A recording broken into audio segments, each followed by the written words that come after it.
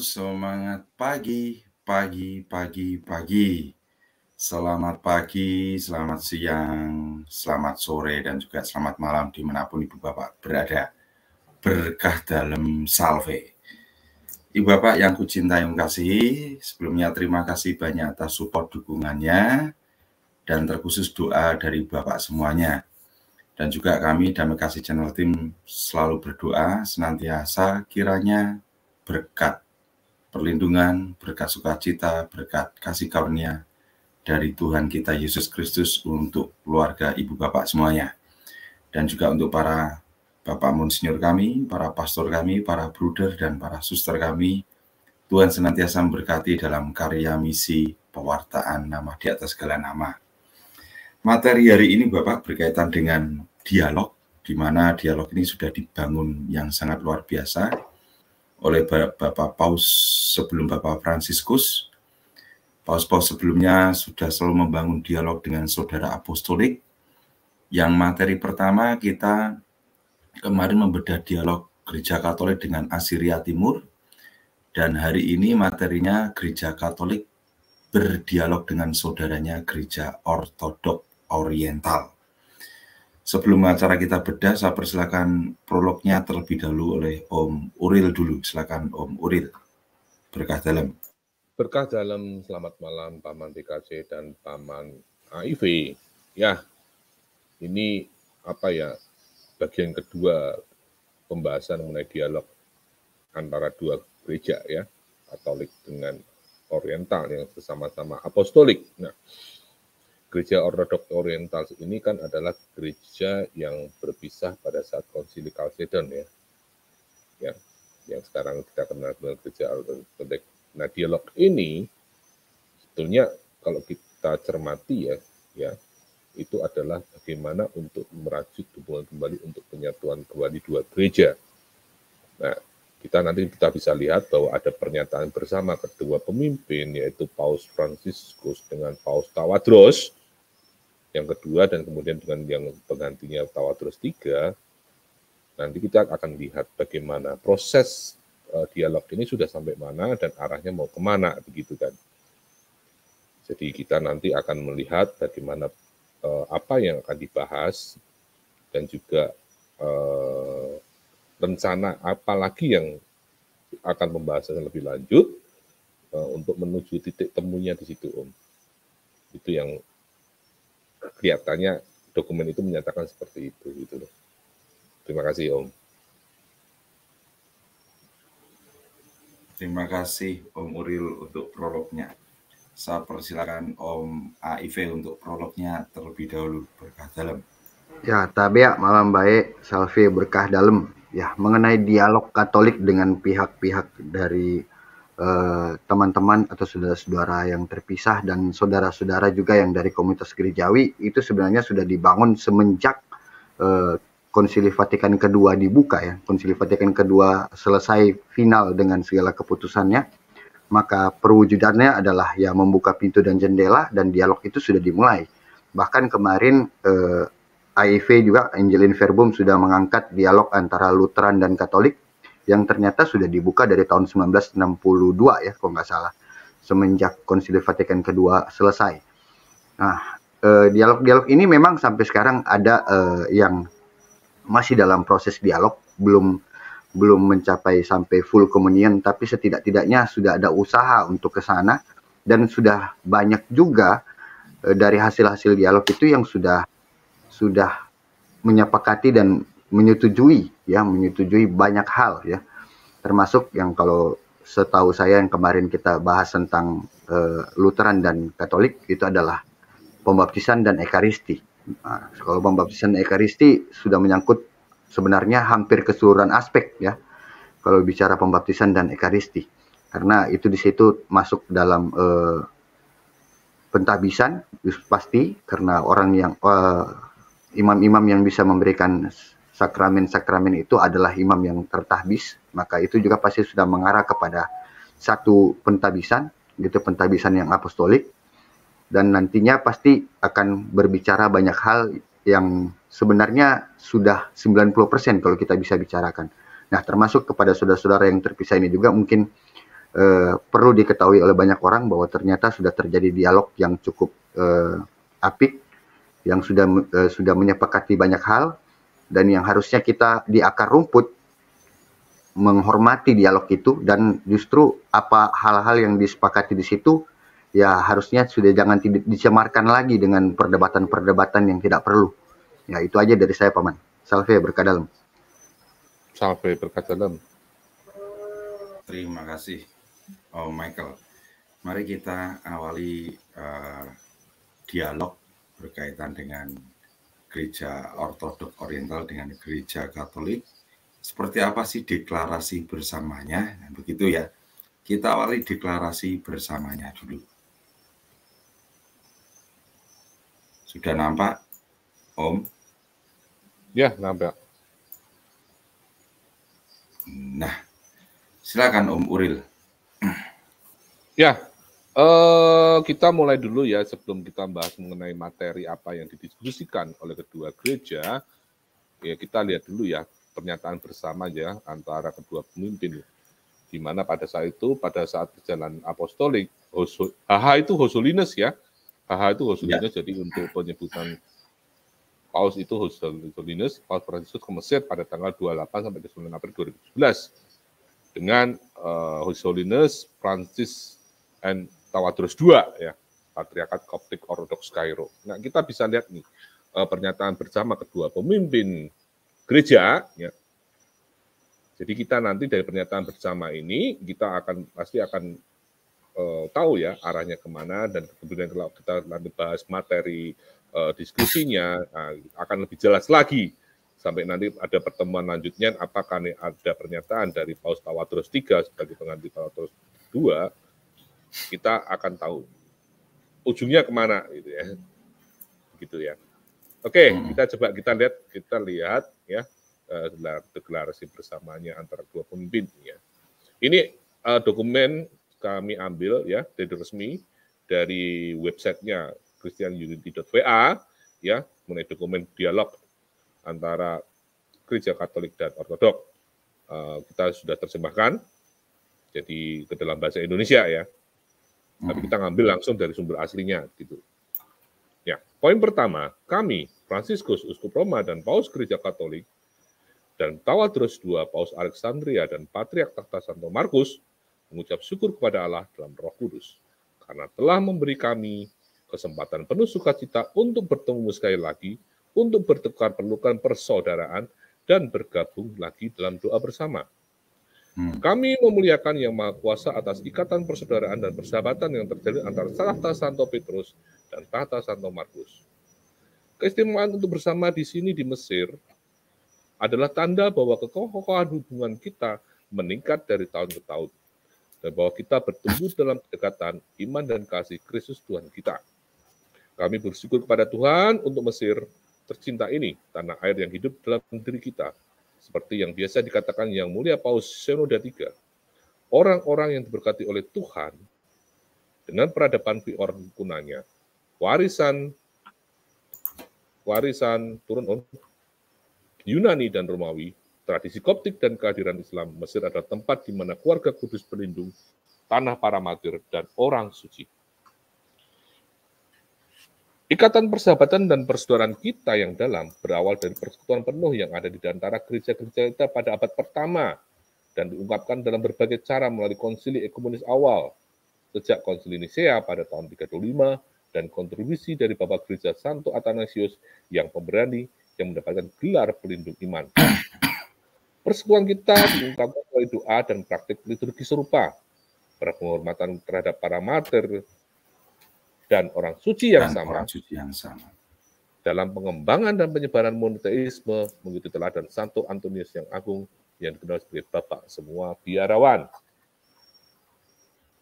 Pengalaman umum persekutuan sebelum masa penulisan ini memberi arti khusus dalam upaya kita untuk memulihkan persekutuan penuh saat ini. Arahnya sudah jelas ya kemana ya Om ya. Bagian besar hubungan yang ada pada abad-abad awal antara gereja Katolik dan gereja Ortodok Koptik berlanjut hingga hari ini, meskipun ada perpecahan dan baru-baru ini direvitalisasi. Mereka menantang kita untuk mengintensifkan upaya kita bersama untuk bertekun dalam mencari kesatuan yang terlihat dalam keseragaman, kesatuan yang terlihat dalam keragaman di bawah bimbingan Roh Kudus. Kami mengenang dengan syukur pertemuan bersejarah 44 tahun yang lalu antara pendahulu kami, Paus Paulus VI dan Paus Syenoda III, dalam pelukan perdamaian dan persaudaraan. Jadi sudah diawali ya, dari Paus Paulus VI dan Syenoda III ya. Kami mengenang Paus Paulus juga berabad-abad ketika ikatan cinta timbal balik kami tidak dapat menemukan ekspresi karena jarak yang muncul di antara kita. Deklarasi bersama yang mereka tanda tangani pada tanggal 10 Mei 1973 merupakan tonggak sejarah di jalan ekumenisme yang menjadi titik awal bagi komisi teologis. Dialog antara dua gereja kita yang telah menghasilkan banyak buah dan membuka jalan bagi dialog yang lebih luas antara gereja Katolik dan seluruh keluarga gereja Ortodok Oriental. Dalam deklarasi itu, gereja kita mengakui bahwa sejalan dengan tradisi apostolik, mereka mengakui satu iman kepada satu Allah Tritunggal dan keahlian Putra Tunggal Allah. Allah yang sempurna sehubungan dengan keilahiannya, manusia sempurna sehubungan dengan kemanusiaannya. Diakui juga bahwa kehidupan ilahi diberikan kepada kita dan dipelihara dalam diri kita melalui 7 sakramen dan bahwa kita memuliakan perawan Maria Bunda Cahaya Sejati Theotokos. Dengan rasa syukur yang mendalam, kami mengenang pertemuan persaudaraan kami sendiri di Roma pada tanggal 10 Mei 2013 dan menetapkan tanggal 10 Mei sebagai hari setiap tahun kita memperdalam persahabatan dan persaudaraan di antara gereja-gereja kita. Semangat kedekatan yang diperbarui ini telah memampukan kami untuk melihat sekali lagi bahwa ikatan yang mempersatukan kami telah diterima dari satu Tuhan kami pada hari pembaptisan kami. Karena melalui pembaptisan kita menjadi anggota satu tubuh Kristus, yaitu gereja. Warisan bersama ini adalah dasar ziarah kita bersama menuju persekutuan penuh. Nah, jelas kan pernyataan. Ziarah kita bersama menuju persekutuan penuh saat kita tumbuh dalam cinta dan rekonsiliasi. Kami sadar bahwa perjalanan ziarah ini masih jauh. Namun kami ingat betapa banyak yang telah dicapai. Secara khusus, kami mengingat pertemuan antara Paus Syenoda III dan Santo Yohanes Paulus II yang datang sebagai peziarah di Mesir selama Yubileum Agung tahun 2000. Kami bertekad untuk mengikuti jejak mereka, digerakkan oleh kasih Kristus Gembala yang baik, dalam keyakinan mendalam bahwa dengan berjalan bersama, kita tumbuh dalam kesatuan. Semoga kita mendapatkan kekuatan kita dari Tuhan, sumber persekutuan dan cinta yang sempurna. Kasih ini menemukan ekspresi terdalamnya dalam doa bersama. Ketika umat Kristiani berdoa bersama, mereka menyadari bahwa apa yang mempersatukan mereka jauh lebih besar daripada apa yang memisahkan mereka. Kerinduan kita akan persatuan mendapat ilham dari doa Kristus, supaya semua menjadi satu. Yohanes 17 ayat 21. Marilah kita memperdalam akar bersama kita dalam iman apostolik yang satu dengan berdoa bersama dan dengan mencari terjemahan umum dari doa Bapa kami dan tanggal yang sama untuk perayaan Paskah. Oke, mantap. Lanjut. Saat kita berjalan menuju hari yang diberkati ketika kita akhirnya akan berkumpul di meja Ekaristi yang sama. Nah, saat kita berjalan menuju hari yang diberkati, ketika kita akhirnya akan berkumpul di meja Ekaristi yang sama, kita dapat bekerja sama di banyak bidang dan menunjukkan secara nyata kekayaan besar yang telah mempersatukan kita. Kita dapat bersaksi bersama tentang nilai-nilai dasar seperti kesucian dan martabat hidup manusia, kesucian pernikahan dan keluarga, dan penghormatan terhadap semua ciptaan yang dipercayakan Allah kepada kita. Dalam menghadapi banyak tantangan kontemporer seperti sekularisasi dan globalisasi, ketidakpedulian, kita dipanggil untuk memberikan tanggapan bersama berdasarkan nilai-nilai Injil dan kekayaan tradisi kita masing-masing. Dalam hal ini, kami didorong untuk terlibat dalam studi yang lebih dalam tentang Bapa Timur dan Latin, dan untuk mempromosikan pertukaran yang bermanfaat dalam kehidupan pastoral, terutama dalam katekese, dan saling memperkaya spiritual antara komunitas monastik dan religius. Mantap. Kesaksian Kristiani kita bersama merupakan tanda rekonsiliasi dan harapan penuh rahmat bagi masyarakat Mesir dan lembaga-lembaganya, benih yang ditanam untuk menghasilkan buah. Marilah kita mengintensifkan doa kita yang tak henti-hentinya untuk semua umat Kristiani di Mesir dan di seluruh dunia, dan khususnya di Timur Tengah. Pengalaman tragis dan darah yang ditumpahkan oleh umat kita yang dianiaya dan dibunuh hanya karena alasan menjadi Kristen, semakin mengingatkan kita bahwa ekumenisme, kemartiran mempersatukan kita dan mendorong kita menuju perdamaian dan rekonsiliasi. Sebab, seperti yang telah ditulis Santo Paulus, jika satu anggota menderita, semua anggota turut menderita. 1 Korintus 12 ayat 26. Misteri Yesus yang mati dan bangkit dari cinta terletak di jantung perjalanan kita menuju persatuan penuh. Sekali lagi, para martir adalah pemandu kami. Di gereja mula-mula, darah para martir adalah benih orang Kristen baru. Demikian juga di zaman kita sendiri. Semoga darah dari begitu banyak martir menjadi benih persatuan di antara murid Kristus, tanda dan alat persekutuan dan perdamaian bagi dunia. Dalam ketaatan kepada karya Roh Kudus yang menguduskan gereja, menjaganya sepanjang zaman, dan menuntunnya menuju kesatuan penuh, persatuan yang didoakan oleh Yesus Kristus, hari ini kami, Paus Fransiskus dan Paus Tawadros II, agar untuk menyenangkan hati Tuhan Yesus serta hati putra dan putri kami dalam iman, bersama-sama menyatakan bahwa kami dengan satu pikiran dan hati akan berusaha dengan sungguh-sungguh untuk tidak mengulangi pembaptisan yang telah dilaksanakan di salah satu gereja kami bagi siapa saja yang ingin bergabung dengan yang lain. Sebentar. Bentar. Tak boleh.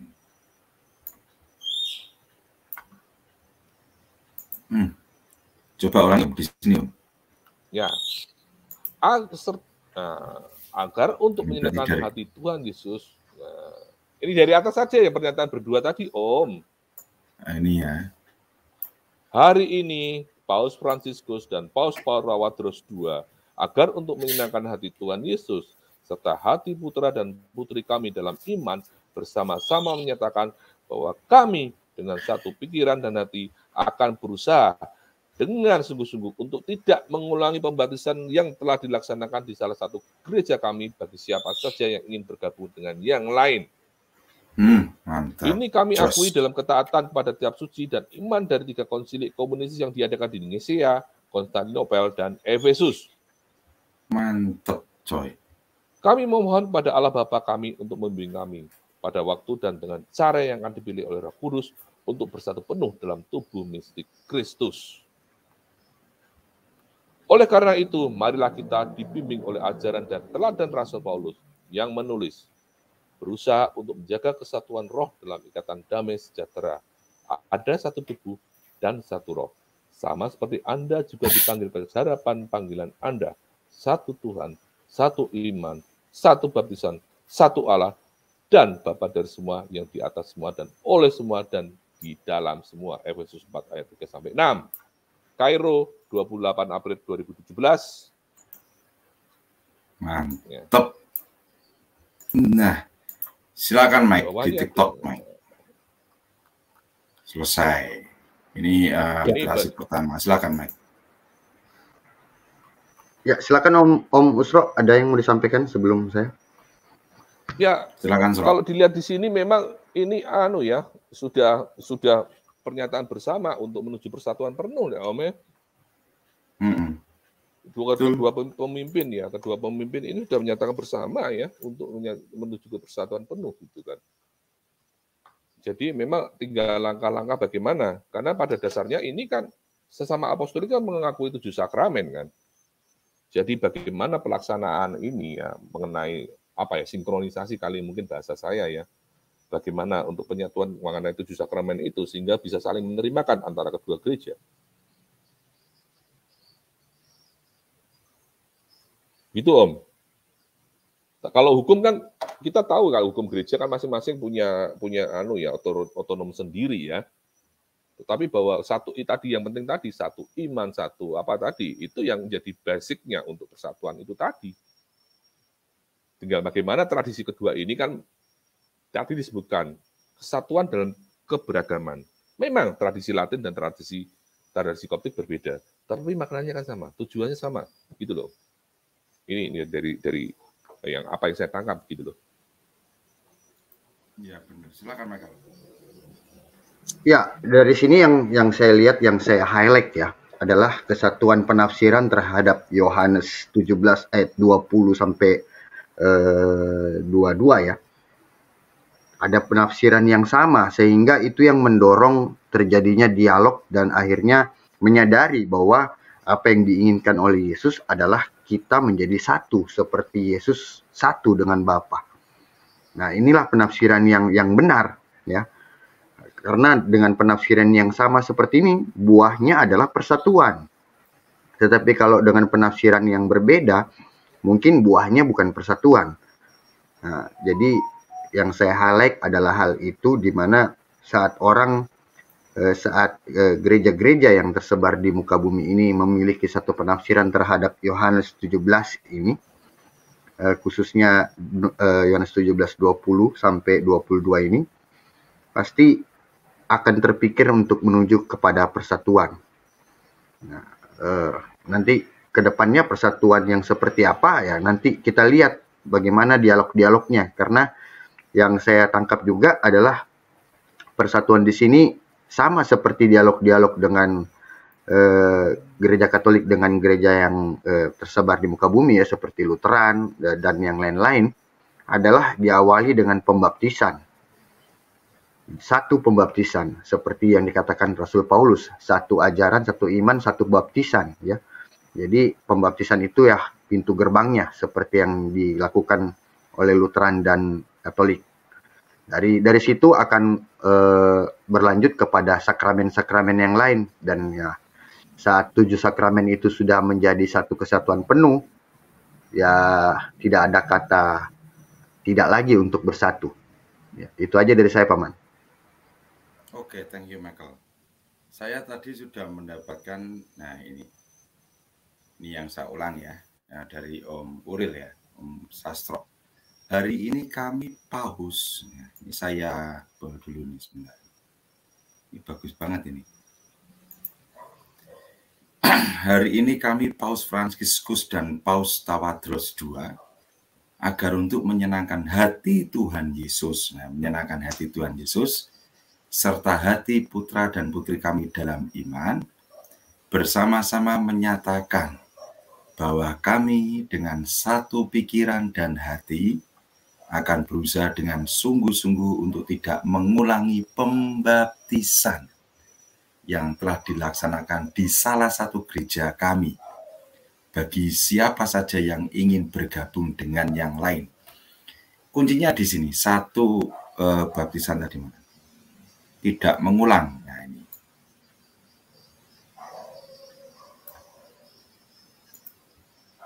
Nah, ini saudara-saudara komunitas kami, gerejawi, perlu diketahui, kami ini saudara apostolik, di mana kalau contoh umsel itu di gereja ortodok oriental, kalau bergabung di dalam gereja kami mengikut misa bareng, atau melakukan suatu ekaristi, itu tidak perlu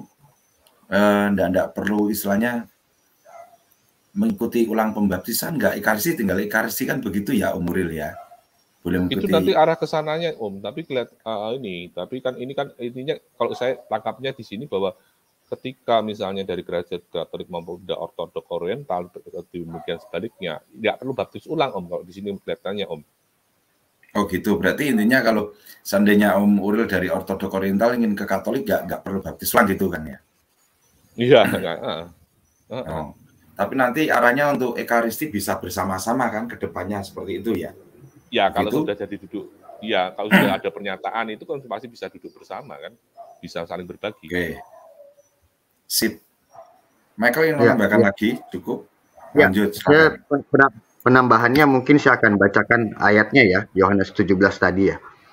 Yohanes 17 ayat 20, ini adalah doa Yesus ya. Perlu diingat teman-teman, ini adalah doa Yesus, bukan perintah, bukan ajakan, tetapi ini adalah doanya Yesus. Artinya kekudusannya itu tingkat paling tinggi karena Yesus, ini doanya Yesus. Saya bacakan di ayat 20. Dan bukan untuk mereka ini saja aku berdoa, tetapi juga untuk orang-orang yang percaya kepadaku oleh pemberitaan mereka. Mereka ini berarti para rasul ya. Supaya mereka semua menjadi satu, sama seperti engkau ya Bapa di dalam aku, dan aku di dalam engkau, agar mereka juga di dalam kita, supaya dunia percaya bahwa engkaulah yang telah mengutus aku. Dan aku telah memberikan kepada mereka kemuliaan yang engkau berikan kepadaku, supaya mereka menjadi satu, sama seperti kita adalah satu. Aku di dalam mereka dan engkau di dalam aku, supaya mereka sempurna menjadi satu, agar dunia tahu bahwa engkau yang telah mengutus aku, dan bahwa engkau mengasihi mereka sama seperti engkau mengasihi aku. Nah, di dalam bacaan Alkitab, ya, kalau di Alkitab ada ayat 20 tadi ya, betul? Ya, kalau di dalam Alkitab ada pengulangan 3 kali, berarti itu sesuatu hal yang sangat-sangat penting. Ya, di sini kata satu diulangi 3 kali dari ayat 20 sampai dengan ayat 23. Menjadi satu itu diulangi 3 kali oleh Yesus di dalam doanya, sama seperti hal lain yang ditegaskan Yesus, gembalakanlah dombaku, itu 3 kali juga, dan banyak hal lain yang dikatakan 3 kali. Nah, jadi ini bukan suatu hal yang tidak penting. Ini sesuatu hal bahkan justru yang sangat-sangat penting. Nah, kedua saya akan membacakan dari Efesus 4 ayat 5 dan 6. Ini adalah kata-kata Paulus. Ayat 5-nya adalah satu Tuhan, satu iman, satu baptisan. Ayat 6-nya satu Allah dan Bapa dari semua. Jadi itu prinsip penyatuannya.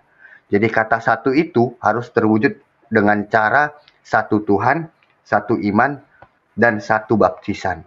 Itu dari saya, Paman. Oke.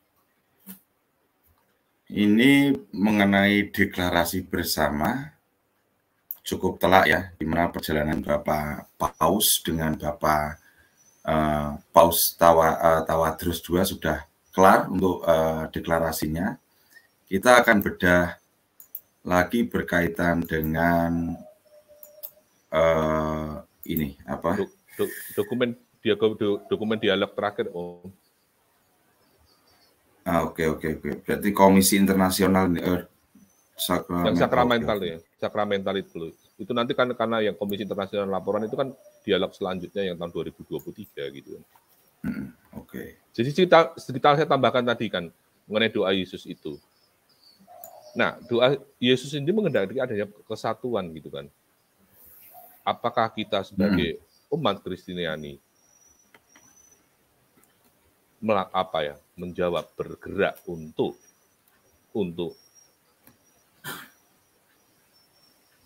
mewujudkan doa itu. Doa itu. Gereja Katolik sudah mengajak semua gereja-gereja untuk dialog. Ya. Dan dialog itu mendapat banyakan dari tanggapan yang sama ya untuk menuju kesatuan. Apakah kita akan mewujudkan doa Yesus atau justru akan mengingkari doa Yesus? Betul. Jika Anda memeruncing perpecahan secara langsung, jika kita memperuncing perpecahan secara langsung, kita justru tidak mengingkari doa Yesus sendiri. Ya, itu dari saya disclaimer, Om. Oke. Kita sudah berupaya mengikuti hierarki kita, tetapi kalau dari pihak sana di mana yang grassroots bawah itu masih belum menyadari, ya monggo lah. Yang penting kita menjalankan saja, begitu ya Om ya.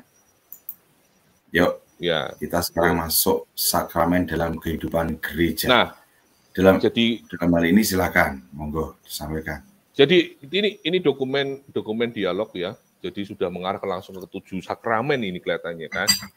Jadi bagaimana untuk melihat praktek apa yang terjadi di gereja Katolik dan juga apa yang terjadi di gereja Aurelianar pelaksanaannya. Kemudian mungkin ini mencari ya persamaannya kalau mungkin praktek yang berbeda. Tetapi meskipun makna berbeda, tapi makna teologisnya tetap sama. Mungkin pembahasan bagaimana untuk yang berbeda-berbeda itu nanti kelihatannya seperti itu, Om. Oke, silakan. Nah, ini ada komisi ya, komisi dialognya ya. Jadi yang anggotanya dari gereja Katolik maupun dari gereja Ortodoks. Jadi mereka punya perwakilan-perwakilan untuk berdialog. Nah, perwakilan itu dalam dialog menelurkan ya sebuah dokumen hasil dialog pertemuannya mereka gitu kan. Nah, ini kita bisa lihat nanti apakah isi dialog itu. Jadi ini sudah kelihatannya sudah mengenai teknis ya, mengenai dalam nih. Lanjut aja turun Om, ini kan pembukaannya aja. Kita langsung masuk topiknya aja, karena pembahasan ini kan kelihatannya pembahasan mengenai sakramen itu.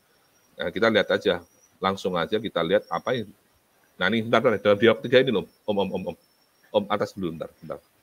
Nah, dalam dialog tahap ketiga, komisi mulai mempelajari doktrin, dan praktek secara lebih rinci mengenai sakramen-sakramen. Tugasnya adalah menentukan poin-poin kesepakatan dan perbedaan substansial dalam pemahaman kita tentang sakramen-sakramen. Komisi mengambilkan beberapa pertemuan untuk definisi sakramen dan untuk mempelajari 7 sakramen yang diuji secara umum, yaitu pembaptisan, krisma, ekaristi, tobat, pengurapan orang sakit, perkayotan, dan tahbisan. Nah, betul kan? Betul. Nah, dalam pekerjaannya, komisi mencatat secara khusus perjanjian pastoral yang ada di antara gereja Katolik dan gereja Ortodoks Oriental sehubungan dan pembagian sakramen dalam keadaan tertentu. Terus aja lah ya. Ini kan, ini dasar-dasarnya kan. Ya. Lanjut aja Om, kayak ini.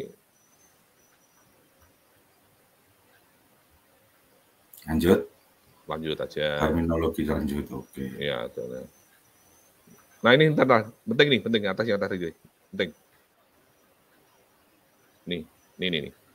Nah, istilah Yunani misterion diterjemahkan sebagai sakramentum dalam perjalanan Latin awal Alkitab. Jadi istilahnya begini, kalau di tradisinya mereka mungkin namanya misterion ya. Ya di kita sakramen ya. Ya, sakramen di sana istilahnya misterion. Nah, roso, rasa. Nah, ini kalau istilahnya roso atau rasa. Istilah Armenianya korkut. Ya. Oke, ya ini masalah terminologi bahasa ya. Jadi sakramen, korkut, roso, ataupun dengan misterion itu sama ya, sakramen gitu. Hanya perbedaan bahasa ya, karena memang budaya dan bahasanya berbeda. Ya. Lanjut Om. Nah, ini penting. Asal-usul sakramen dalam tradisi Alkitabiah dan kerasulan. Selama berabad-abad, para bapak gereja dan teolog dari semua gereja kita menjadi lebih sadar akan makna teologis misteri kemanjuran Allah dalam ritus suci gereja. Tindakan Yesus Kristus menyembuhkan orang sakit, pengusiran setan, menghidupkan orang mati. Dan kata-kata penyelamatannya terlihat aktif dalam perayaan liturgi gereja. Akibatnya, seluruh kehidupan gereja memperoleh dimensi sakramental. Dalam ekonomi of salvation juga disebut divine of economy adalah bagian dari wahyu Yahudi dan tradisi Katolik Roma yang berhubungan dengan penciptaan dan pengelolaan dunia oleh Tuhan, khususnya rencana keselamatan yang dicapai melalui gereja. Ini. Terus Om. Lanjut aja, turun aja lagi. Inilah, terus. Administrasi lanjut aja, ini kan. Nah, 7 sakramen. Nah, ini kan kita langsung masuk aja ya, yang poin pembahasannya ya. Kemunculan dan penyebaran konsep 7 sakramen. Pada selanjutnya, tradisi Barat mengidentifikasi 7 ritus sebagai sakramen dalam pengertian yang lebih spesifik. Sementara pemberkatan lainnya disebut sakramentali. Gereja Ortodoks Oriental menegaskan 7 sakramen atau misteri ini, tetapi ritus lainnya juga disebut misteri. Nah, hanya perbedaan istilah aja kan? Betul.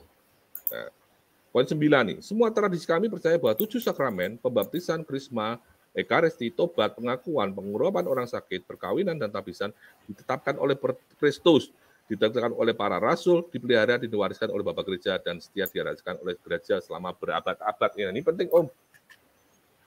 Baik gereja Katolik pun maupun gereja Ortodoks Oriental mempunyai 7 sakramen. Betul. Bentar, ini tak terbelis ya. Lanjut. Di antara 7 ini, Ekaristi dipahami sebagai sakramen dari sakramen. Karena itu adalah sakramen misteri pasrah Kristus, puncak dari seluruh misinya, dan sumber semua keselamatan. Sama pemahamannya. Betul. Lanjut ya. Lanjut. Nah, bagus Ki. Tradisi kita sepakat dalam menggambarkan sakramen-sakramen sebagai cara tindakan penyelamatan oleh Allah di dalam dan melalui gereja ditandai dan dialami. Sumber jaminan keefektifan adalah kepercayaan sakramen-sakramen melalui seruan Roh Kudus. Usro, sebentar. Jangan cepat-cepat toh. Gimana, Mek? Ya, cepat ke atas lagi. Saya penasaran sama kata 7 itu. Ini penjelasan kata 7. Kenapa harus 7 sakramen? Di bawahnya. Oh iya, betul. Maksud angka 7. Jadi maksud angka 7 bukan untuk membatasi, tetapi untuk menggambarkan kepenuhan rahmat Tuhan dan kesempurnaan karya penyelamatan Tuhan. Angka suci 7 adalah satu yang paling signifikan dalam Alkitab dan juga diidentifikasi sebagai penyatuan Tuhan dengan ciptaannya. Ke bawah lagi, Om. Dengan 3 menandakan Tritunggal Maha Kudus dan 4 seluruh ciptaan. Jadi 3 itu Tritunggal Maha Kudus plus 4 seluruh ciptaan, maka itu angka 7 bukan angka yang sembarang juga di dalam Alkitab. Lanjut, Om. 4 seluruh ciptaan berarti malaikat, manusia, hewan, tumbuhan ya. Betul kah? Ya. Bisa seperti itu, Wah, itu kayaknya kita harus lihat lagi nih, kita supaya nggak salah nih. Seluruh ciptaan apa itu? Benar. Ada nggak ya? Coba Mek. Sebentar. Oke, tak bantu nyari dulu. Bentar ya.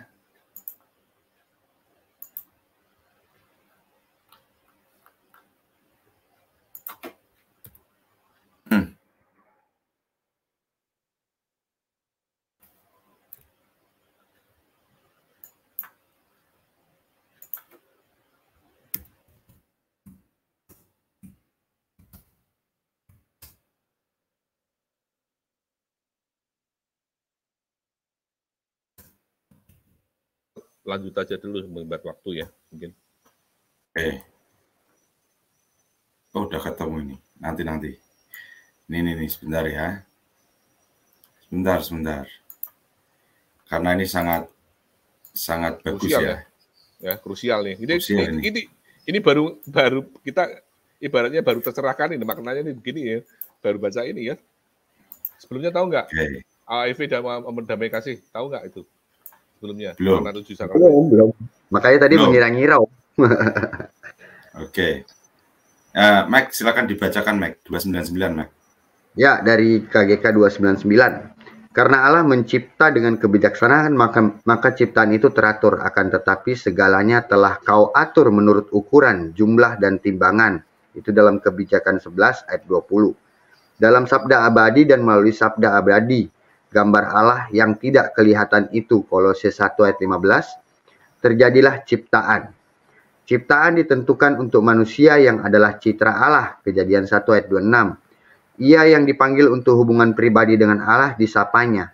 Apa yang Allah katakan kepada kita melalui ciptaannya, Mazmur 19 ayat 2-5. Dapat diketahui oleh akal budi kita yang mengambil bagian dalam cahaya budi ilahi. Walaupun bukan tanpa susah payah yang besar, dan hanya dalam satu sikap yang rendah hati dan hikmat terhadap pencipta dan karyanya.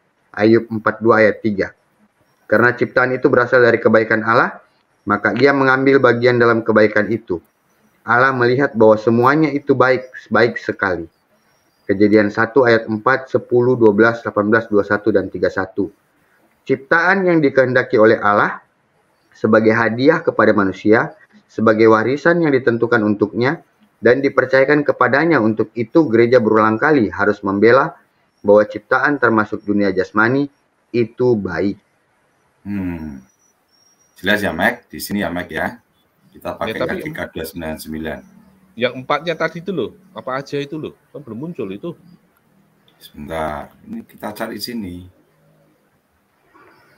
Karena sangat baik dari maksud 7, angka 7 tadi ya. Coba Mac sambil dibantu nyari Mac. Iya, iya. Ini Mac, ini data bentang di sini.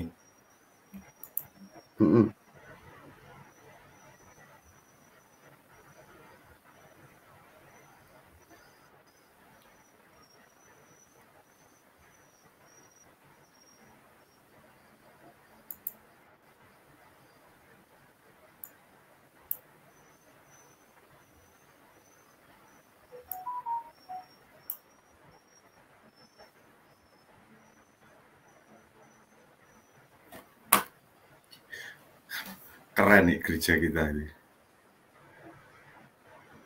Artinya ada semua ya.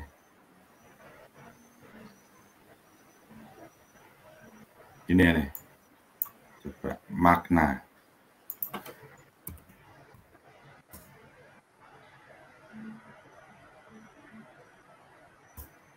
Nah, gini aja. Oh ya sama ketemu lagi ya tetap ya.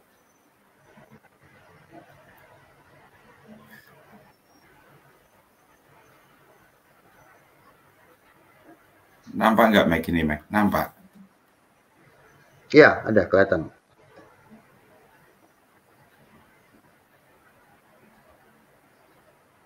Tadi berkata apa tadi? Tritunggal dan 4 ciptaan ya? 4 melambangkan ciptaan, 4 melambangkan seluruh ciptaan. 4 melambangkan. 4 melambangkan.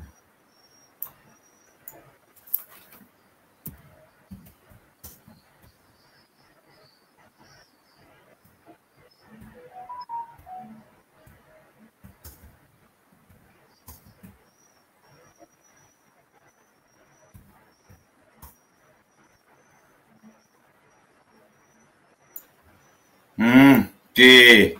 4 makhluk hidup. Nah ini, yuk Mike, baca Mike. Ya, ini. KGK 1138 ya, puji Tuhan ada semua lah jawabannya. Dalam pelayanan pemujaan Allah dan dalam penyelesaian rencananya turut serta semua orang yang dihimpun kembali di bawah Kristus sebagai kepala. Kekuatan-kekuatan surgawi. Wahyu 4 ayat 5, Yesaya 6 ayat 2-3.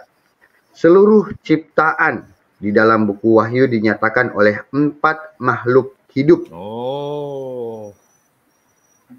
Kalau dalam pelayanan perjanjian lama dan baru ke-24 tua-tua umat Allah yang baru 144.000. Nah ini selalu ada angka 4-nya ya. Wahyu 7 ayat 1-8, Wahyu 14 ayat 1. Terutama mereka yang telah dibunuh demi sabda Allah dan bunda Allah yang kudus atau wanita, Wahyu 12, mempelai anak domba, Wahyu 21 ayat 9, dan akhirnya suatu kumpulan besar orang banyak yang tidak dapat terhitung banyaknya dari segala bangsa dan suku dan kaum dan bahasa. Ya benar, 4 itu melambangkan makhluk hidup. Makhluk hidup itu apakah yang itu ya? Yang mukanya kerubim itu ya, serafim itu ya? Kayaknya iya, termasuk 4 itu kan? Hah? Iya. Sepertinya terminologinya ke situ kan. Terminologinya ke situ. Ah, ya. Apakah ini bisa 696? Coba, Mike. Api, sementara air melambangkan kelahiran dan kesuburan kehidupan yang dianugerahkan dalam Roh Kudus. Api melambangkan daya transformasi. Enggak, ini api dan air, Om. Api dan air. Yang itu kemungkinan itu loh. Yang muka serapin coba dilihat Wahyu itu kan ada menggambarkan makhluk itu kan. Sebentar. Wahyu 4 coba, Wahyu 4. Yang tadi ya itu anunya Om. Coba ke atas Om. Yang tadi ayat Alkitab pendukungnya. Iya kan, Wahyu 4 kan? Wahyu 4 ayat 5. Nah, Wahyu 4 kan? Wahyu 4 ayat 5 ya. Wahyu 4 ayat 5 saya bacakan. Dari tahta itu keluar kilat dan bunyi gemuruh yang menderu, dan 7 obor menyala-nyala di hadapan tahta itu. Itulah ke-7 roh Allah. Itu bunyinya sih Wahyu 4. Ini Wahyu 4:5. Ini ayat atau bukan ya? Ini bab kayaknya. Wahyu 4 Wahyu 4 sampai 5 itu. Ya. Bab ini berbicara bab. Bicara 4. Itu kayaknya muka serafim itu loh, 4 itu loh. Ini. Adapun makhluk ini. Dan di depan tahta itu ada lautan kaca bagaikan kristal. Di tengah-tengah tahta itu di sekelilingnya ada 4 makhluk penuh dengan mata. Di sebelah muka dan di sebelah belakang. Adapun makhluk yang pertama sama seperti singa, dan makhluk yang kedua sama seperti anak lembu, dan makhluk yang ketiga mempunyai muka seperti muka manusia, dan makhluk yang keempat sama seperti burung nasar yang sedang terbang. Dan keempat makhluk itu masing-masing bersayap 6. Sekelilingnya dan di sebelah dalamnya penuh dengan mata, dan dengan tidak berhenti-hentinya mereka berseru siang dan malam. Kudus, kuduslah Tuhan Allah yang Maha Kuasa, yang sudah ada dan yang akan datang. Oke. Yes. Serafim. Mantap. Oke, kita lanjut. Asik banget ternyata ini. Oke ya. Mike, coba diulangi dibaca nih, Mike. Sastro nek baca terlalu cepet ya. Maksud angka 7, Mike. Ya, jadi maksud angka 7 bukan untuk membatasi, tetapi untuk menggambarkan kepenuhan rahmat Tuhan dan kesempurnaan karya penyelamatan Tuhan. Angka suci 7 adalah salah satu yang paling signifikan dalam Alkitab dan juga diidentifikasi sebagai penyatuan Tuhan dengan ciptaannya. Dengan 3 menandakan Tritunggal Maha Kudus, lalu 4 seluruh ciptaan. Yes, makasih Michael. Kamu yang baca aja, Om Sastro, biar menunjukkan yang mana, Tro? Lanjut, mana, Tro? Nah, poin 10 itu kan. Poin 10 penting itu. Oke. Silakan, Mike. Poin 10, tradisi kita sepakat dalam menggambarkan sakramen-sakramen sebagai cara tindakan penyelamatan oleh Allah di dalam dan melalui gereja, ditandai dan dialami. Jadi itu melalui gereja ditandai dan dialami ya sakramen-sakramen itu. Sumber dan jaminan keefektifannya adalah kepercayaan bahwa Kristus sendiri bekerja dalam sakramen-sakramen melalui seruan epiklesis atau Roh Kudus. Ya. Nah, di sini jelaskan gereja sebagai sarana keselamatan kan melalui sakramen-sakramennya. Betul. Ya, sarana. Prasarana. Karena Kristus sendiri yang bekerja dalam sakramen-sakramen, ya pasti keselamatan. Oke. Lanjut. Ingat itu dah, kemudian sakramen karakteristik tunggal itu tadi, penting tuh. Oke. Kehidupan sakramental gereja. Ya, kehidupan sakramental gereja selalu memiliki karakter Tritunggal, mempersembahkan ucapan syukur, adorasi, dan kemuliaan kepada Allah Bapa, yang merupakan asal mula dan pemenuhan akhir rancangan keselamatan ilahi melalui putranya Yesus Kristus dalam Roh Kudus. Mantap. Nah, ini sudah masuk ke masing-masing sakramennya nih. Sakramen inisiasi, yaitu baptisan. Nah, ini poin 11 juga penting tuh. Gereja-gereja kita sepakat bahwa sakramen baptisan adalah dasar dan pintu gerbang kehidupan Kristiani dan sakramen-sakramen lainnya. Nih. Yes. Ya, makanya itu kemarin kita yang Lutheran juga itu kita udah tekankan bahwa ini gerbangnya ya. Pintu. Iya. Betul. Lanjut. Ya, ini itu memiliki pendahulunya atau masih terus di ke bawah? Lanjut aja lah, itu udah poin pentingnya kan di situ kan.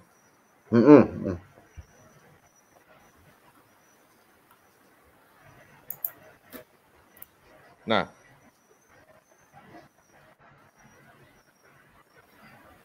silakan. Secara historis, baptisan dirayakan pada Vigili Agung, hari raya kebangkitan, dan terkait dengan Krisma dan penerimaan Ekaristi. Tradisi Ortodok Oriental dan Katolik Timur mempertahankan hubungan erat ketika sakramen ini, dan bahkan bayi yang baru baptis segera diurapi dengan miron. Oh, ini hanya praktek ya, kalau baptisnya langsung diurapi dengan minyak suci dan menerima air kudus. Ini hanya beda perpelaksanaan aja sih. Cuman kalau di Katolik setahu saya pembaptisan bayi pun memang tetap pakai minyak itu, tapi bukan dianggap sebagai sakramen krisma ya. Bukan sakramen krisma. Kalau pengurapan minyaknya tetap ada minyaknya, bukan dianggap sebagai sakramen krisma. Nah, ini praktek. Sebelum lanjut, Paman, Iya benarlah bahwa kalau sudah berbicara baptisan itu tidak bisa lepas dari ekaristi ya pamannya. Di sini juga ditekankan Ya. seperti itu.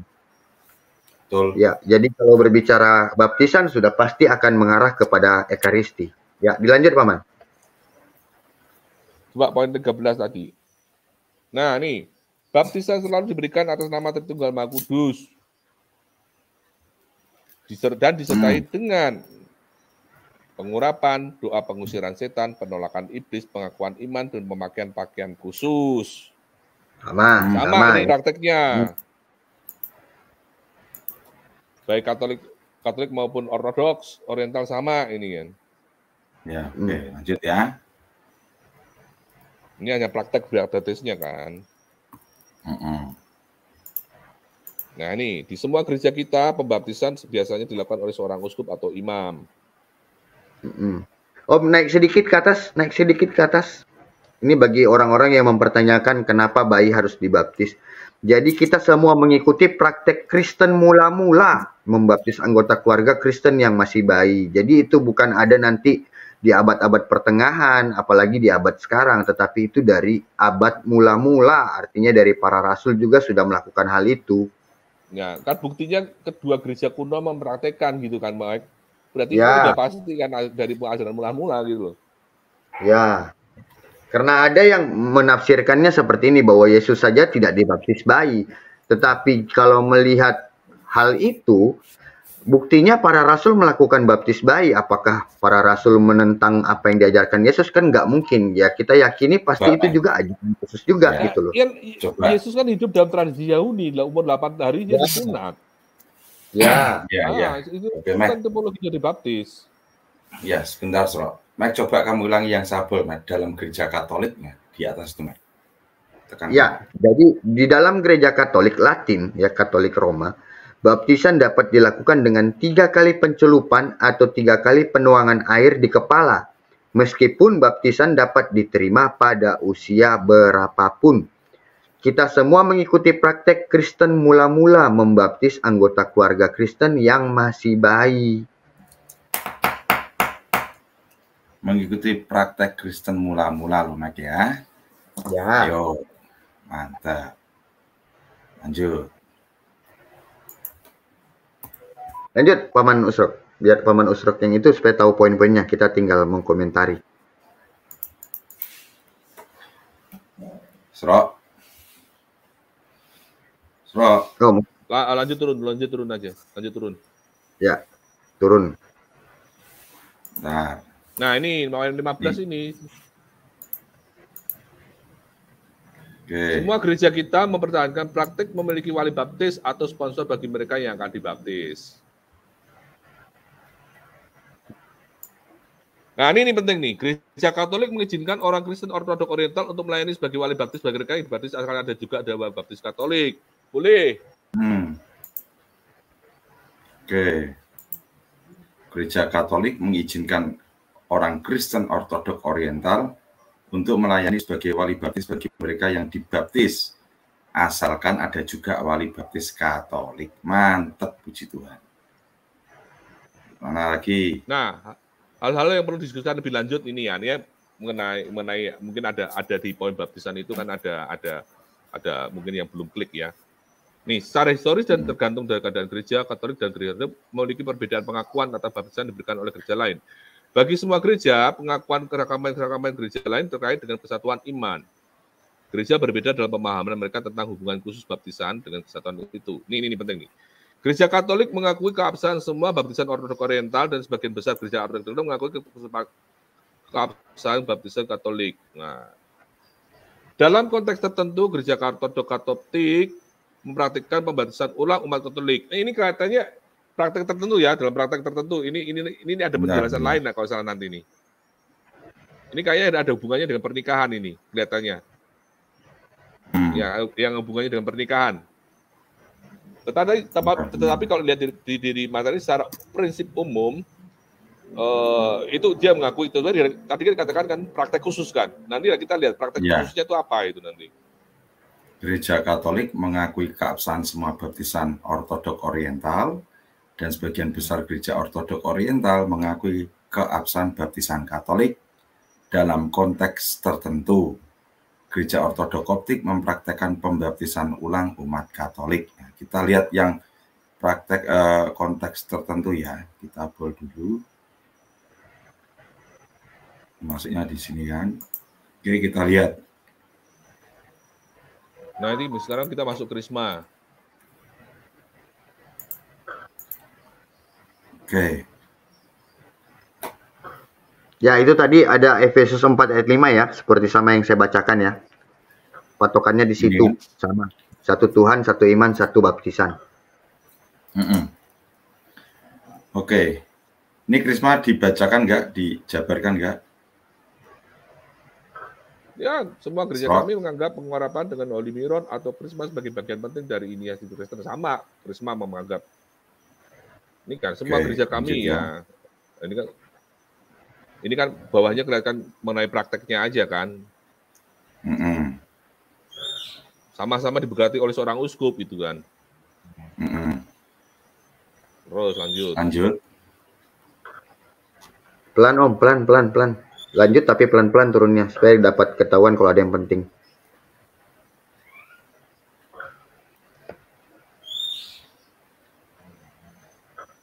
Ini jenis Alkitabiah dalam pengurapan imam dan raja seperti ini. Ada ayat pendukungnya ya, Krisma ini.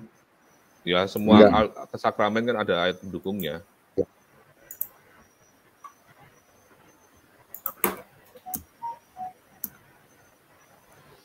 Lanjut turun.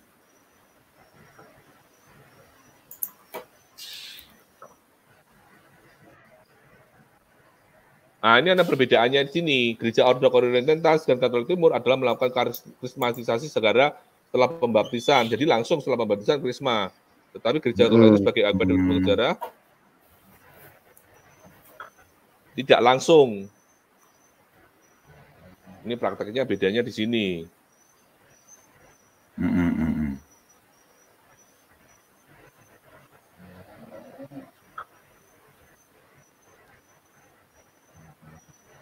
Ya, jadi yang krisma itu adalah nama minyaknya ya. Tetapi untuk sakramennya sebenarnya bukan sakramen krisma, harusnya kita sebutnya adalah sakramen penguatan. Ya, krisma itu minyaknya dan itu memang diberikan kepada baptisan bayi juga diberikan. Tetapi untuk sakramennya, sakramen penguatannya itu nanti setelah dewasa.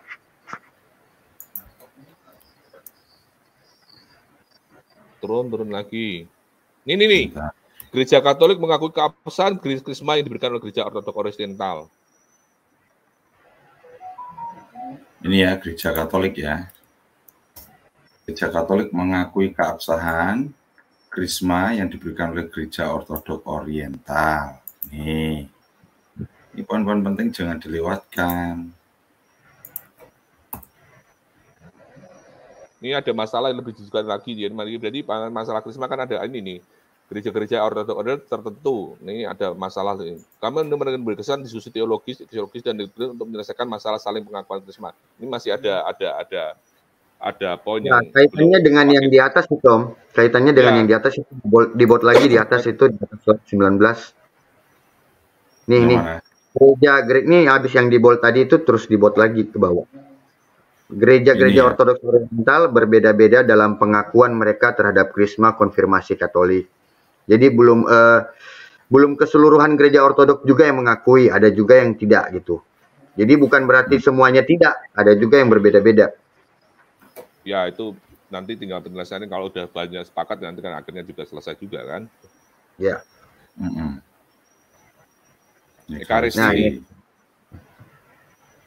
Gereja-gereja kita sepakat bahwa Ekaristi Kudus adalah pusat kehidupan Kristiani.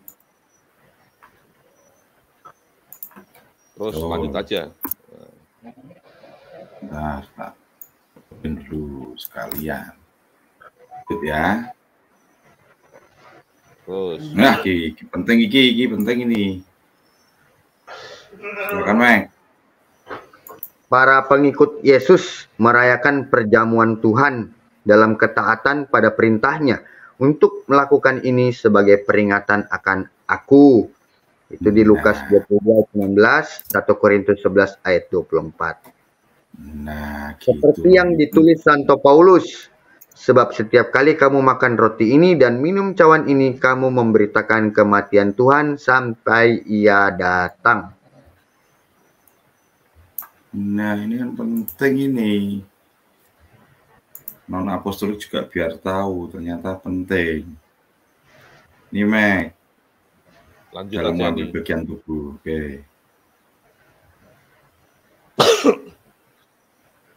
Anafora nih. Ya. Anafora. Iya, Yang mau disampaikan Om Ngaspo berkali-kali ini. Bacakan aja, Mac.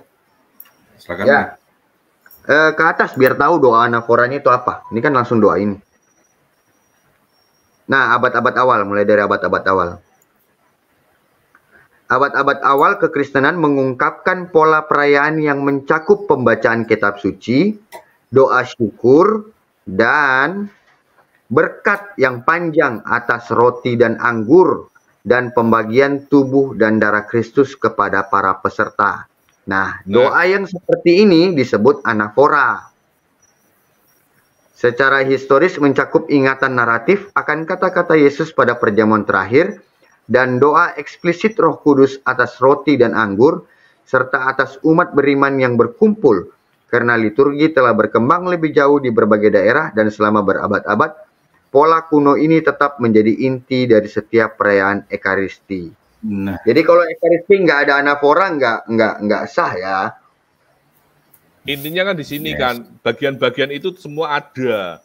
Tetapi mungkin variasi di beberapa gereja yang dengan praktek yang berbeda, tetapi intinya ini nih poin penting dalam ekaristinya ini, yang itu yang sudah dilakukan juga oleh umat perdana, tetap dilanjutkan oleh gereja-gereja apostolik. Betul. Nih. Ya ini paling nomor dua-dua nih. Gereja-gereja kita dengan tegas menegaskan bahwa roti dan anggur yang dikuduskan adalah tubuh dan darah Kristus yang sejati. Tuh. Oleh karena itu, ini penting nih Om, gereja-gereja kita dengan tegas mengatakan bahwa roti dan anggur yang dikuduskan adalah tubuh dan darah Kristus yang sejati. Oleh karena itu, Ekaristi didekati dengan hormat dan memerlukan persiapan dari pihak selebran dan komunikan menurut tata tertib masing-masing gereja. 1 Korintus 11 itu kan 7:29. Ya, tubuh dan darah Kristus yang sejati bukan simbol, tetapi yang sejati ya berarti real, tubuh dan darah Kristus. Mantap. Ini lanjut. Perhatian pastoral. Ini praktek kan. Nah. Ini penting Om. Yang mana? Penting dibaca. Ah, bawahnya tadi penting nih. Perjanjian pastoral itu loh. Atasnya lagi. Ini. Atasnya yang gereja Katolik mengizinkan itu. Nah, berdasarkan perjanjian pastoral, ya. Nah nih, berdasarkan perjanjian pastoral yang disetujui, beberapa gereja ortodok oriental mengizinkan umat Katolik untuk menerima Ekaristi dan sakramen lainnya. Nah, tadi kan saya tanya ke sini. Nah, tadi kan saya tanya, berarti kan bisa toh Slok menerima Ekaristi di ortodok oriental. Saya tanya beberapa kan tadi. Ini masih beberapa, belum semua, masih beberapa. Oke, benar-benar. Nah, ini penting nih, gereja Katolik mengizinkan ini loh. Lanjut. Ya, kalau oriental beberapa, tapi gereja Katolik malah semua ya, gereja Katolik cuma satu. Gereja Katolik mengizinkan umat Kristen dalam keadaan tertentu loh. Ini keadaan tertentu itu misalnya ya orang umat Kristen Ortodok Katolik ketika di suatu daerah tidak menemukan gerejanya, dia bisa ikut ini. Ini konteksnya kayak bisa Ekaristi di sini ya. Ya betul. Ya puji Tuhan lah, sudah ketemu. Dan tidak dipaksakan untuk mengikuti disiplin gereja Katolik, tetapi gereja mereka sendiri tidak apa-apa. Ya, seperti itu ya bahasanya Om. Iya. Lanjut ya. Ya. Nih. Nah nih.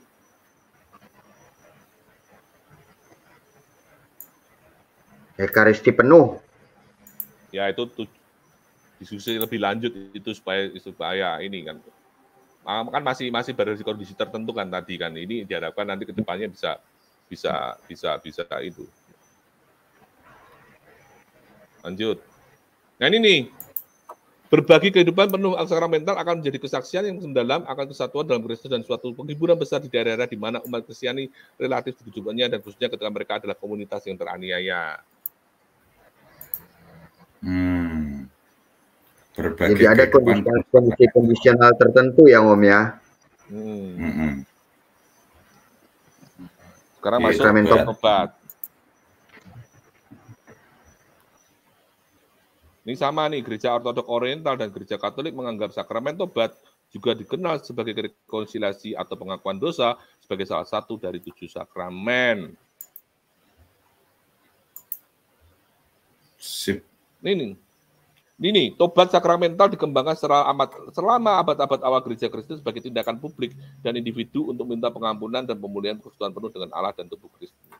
Praktek pengampunan dosa pun sudah ada di gereja awal gitu. Betul.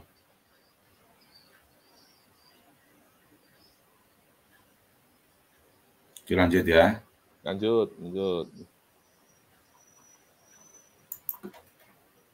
Ini praktek sekarang di gereja. Lanjut sama ya. Ini, Om. Sama ya.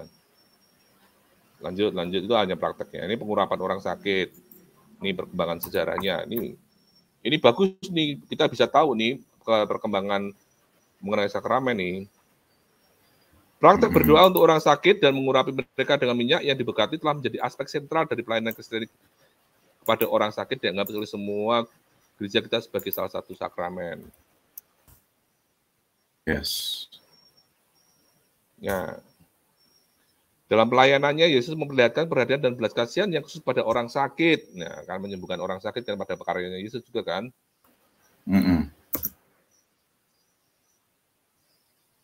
Terus lanjut. Ini surat Yakobus itu loh. Penting Om. Ini tadi surat Yakobus. Atasnya lagi. Nih, keyakinan akan kekuatan doa bagi orang sakit. Ini loh. Keyakinan akan kekuatan doa bagi mereka yang sakit terbukti di seluruh perjanjian baru. Dengan perintah surat Yakobus memberikan wawasan yang paling jelas tentang praktek Kristen mula-mula. Apakah ada di antara kamu yang sakit? Mereka harus memanggil apa tadi? Kita harus memanggil para penatua. Atau berpisteroi gereja dan meminta mereka mendoakan mereka, mengurapi mereka dengan minyak dalam nama Tuhan. Ya, keyakinan akan kekuatan doa bagi mereka yang sakit terbukti di seluruh perjanjian baru, Om Musro ya. Dengan perintah surat Yakobus memberikan wawasan paling jelas tentang praktek Kristen mula-mula. Apakah ada di antara kamu yang sakit? Mereka harus memanggil para penatua atau presbiteroi, penatua gereja atau presbiteroi gereja, dan meminta mereka mendoakan mereka, mengurapi mereka dengan minyak dalam nama Tuhan. Doa ini kan dengan iman. Dasar tapi dianya sakramen orang sakit, Om, pengurapan orang sakit. Ya, di Yakobus 5 ayat 14 sampai 15 kan ini. Lanjut. Ini kan praktek beberapa gereja. Lanjut ya. Lanjut aja. Ini kan praktek di beberapa gereja. Masing-masing. Jadi sama, hanya prakteknya aja yang berbeda. Ini kan penjelasan mengenai masing-masing gereja kan. Pernikahan. Perkawinan dan keluarga adalah harta paling berharga dari umat manusia. Keluarga dianggap sebagai elemen dasar komunitas manusia dan gereja. Meskipun pernikahan memiliki bentuk yang berbeda sepanjang sejarah dan dalam budaya yang berbeda, itu adalah pola yang umum bagi semua budaya manusia di seluruh dunia. Oleh karena itu, gereja dalam misinya dan sebagai tanda dan sarana keselamatan universal umat manusia, sejak awal memahami perkawinan sebagai perjanjian kasih dan perwujudan kasih Kristus bagi gerejanya. Gereja menempatkan pernikahan di bawah perlindungan dan restu khusus. Nah, semua gereja kita sepakat sepenuhnya bahwa pernikahan Kristiani adalah sakramen dalam tradisi dan sebagai misteri penobatan. Lanjut.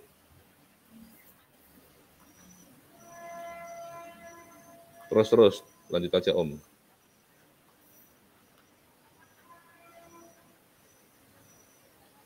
Terus Om, ini perkembangan sejarahnya mengenai itu. Kita lihat aja nanti langsung pada yang hal-hal diskusi lebih lanjut itu. Ini kan penjelasan mengenai praktek-prakteknya apa yang terjadi di timur dan apa yang terjadi di gereja Galaktik. Lanjut ya. Lanjut aja. Ini dalam tradisi kita ini penting nih. Ini dulu. Dalam semua tradisi kita, pernikahan sakramental menuntut persetujuan bebas dari pria dan wanita, kehadiran para saksi dan berkat di dalam gereja oleh seorang pelayan yang ditahbiskan. Sama harus ditahbiskan. Seorang pelayan yang mempunyai imamat kan itu. Terus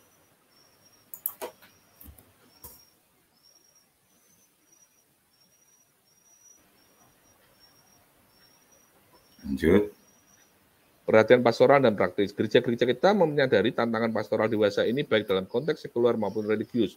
Meskipun kesatuan dan tidak terceraian ada merupakan aspek khas dari pernikahan Kristen, realitas kelemahan dan dosa manusia berarti bahwa beberapa pernikahan menjadi lemah dan gagal. Semua gereja kita telah mengalami rasa sakit seperti itu untuk tetap berada dalam komunitas gerejawi. Nih, semua gereja mengakui halangan kanonik terhadap berbagai macam perkawinan.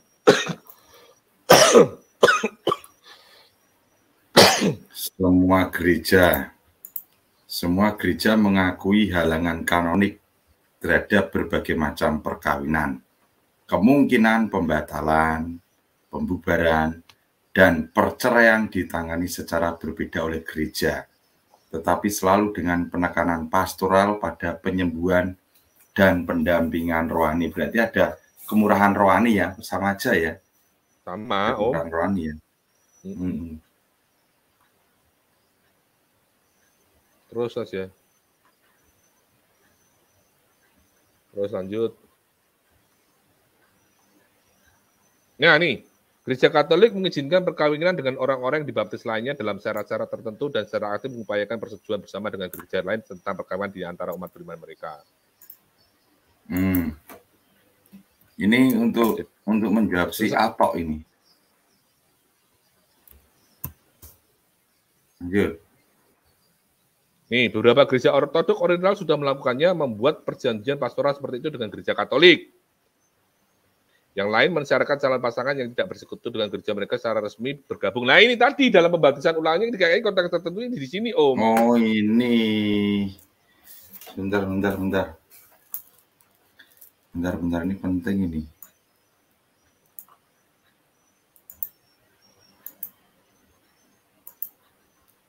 Beberapa gereja ortodok oriental sudah melakukannya, membuat perjanjian pastoral seperti itu dengan gereja Katolik. Yang lain mensyaratkan calon pasangan yang tidak bersetuju gereja mereka secara resmi bergabung. Di sini berarti ya Om ya? Ya, konteksnya tadi kan, yang tadi yang dengan gereja oriental tadi kan katakan dalam konteks tertentu ada pembaptisan ulang. Ini loh, kesini Om, masalah hubungan perkawinan ini Om. Oke. Ini kan dalam kasus-kasus tertentu ini mungkin memerlukan pembaptisan atau pengurapan. Karena pembaptisan di gereja dan lain tidak. Ini aja nih, ini. Bentar. Yang tertentu itu tadi. Apa yang tadi yang tidak setuju tadi ya, memerlukan pembaptisan dalam konteks tertentu lah. Kaitannya dengan ini Om. Betul. Oke, lanjut ya. Lanjut. Bentar, Michael mana Michael? Oh, terpental tuh. Oke.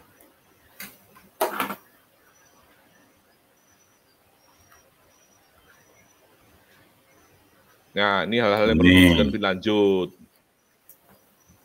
Ya, mengenai pernikahan ini akan perlu pembahasan lebih lanjut, ya kan? Lanjut ya. Nah ini perkembangan sejarah mengenai perintah suci, ya, mengenai tahbisan ini. Sejak awal gereja ada bukti pelayanan uskup, episkopos, imam, presbiteros, dan diaken. Uskup dipahami sebagai penerus para rasul. Nah ini yang penting ini, uskup dipahami sebagai penerus para rasul.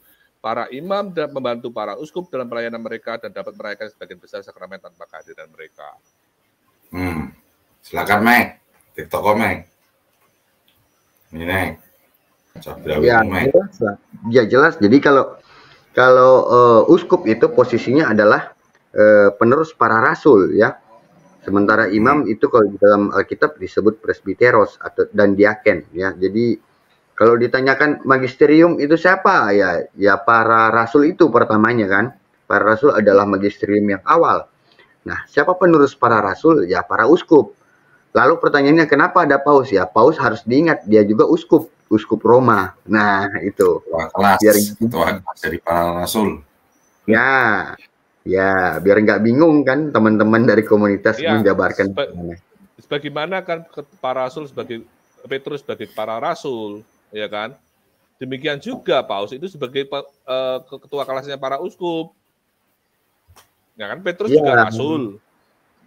Teman Yohanes dan lain-lain sebagainya juga rasul, tetapi Petrus mempunyai kedudukan istimewa. Demikian juga uskup Roma juga uskup, keuskupan lain juga uskup itu mempunyai derajat tahbisan yang sama, tetapi uskup Roma mempunyai kedudukan istimewa lagi karena dia sebagai penggantinya Petrus. Nah, itulah persamaannya.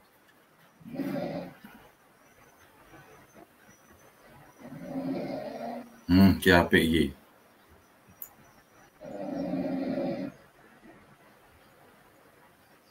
Nah, mainkan Mac di sini Mac.